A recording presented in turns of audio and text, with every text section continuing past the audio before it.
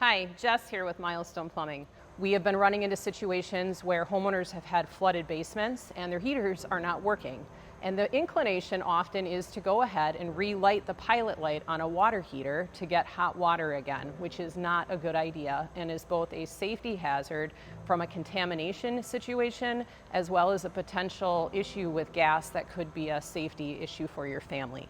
We want to educate you so that you understand what those risks are and why the recommendation and requirement from a manufacturer of a water heater is that the heater be replaced. If we look here, this is an example of one that came out yesterday. This basement, we don't know how much water it took on, but we do know that the lower chamber down here did experience some flooding. We're seeing some signs of that flooding now. As you look here, you can see the rust that came down as water started to drain out. If you look inside of this area right here, you can also see that the insulation was quite wet when this happened.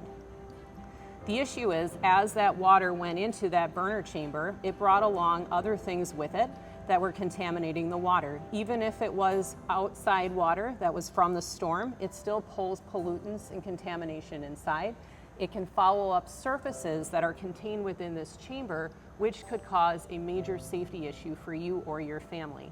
We're going to go ahead and take this apart so that you can see the internal parts to understand why those risks are so significant.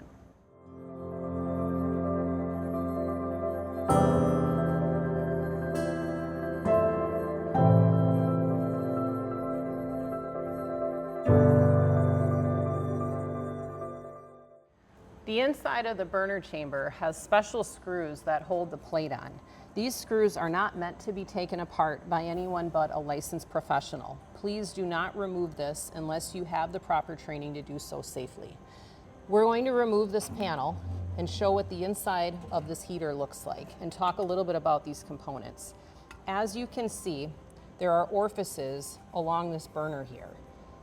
There's also some components here that control heating so that the water heater can produce hot water, as well as tubing that brings the natural gas to those locations. It is extremely important that once the floodwaters, whether they're from the sewer or from the outdoors, have fouled these surfaces, that this heater not be relit. We cannot predict what is contained inside of here. Even though the water has receded, anything that was inside of that water or any contaminants will remain behind. Inside of the heater,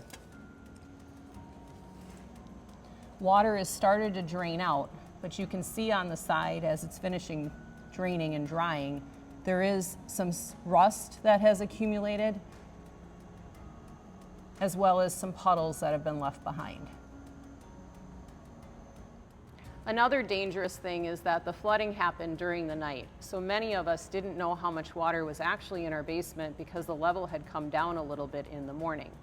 For this reason, if there has been any water that has gotten to your water heater and impacted it in any way, the recommendation is that it be replaced. There are people that will likely be willing to relight it, but it is a health and a safety hazard, and the manufacturers will not warranty these heaters that have had water damage either.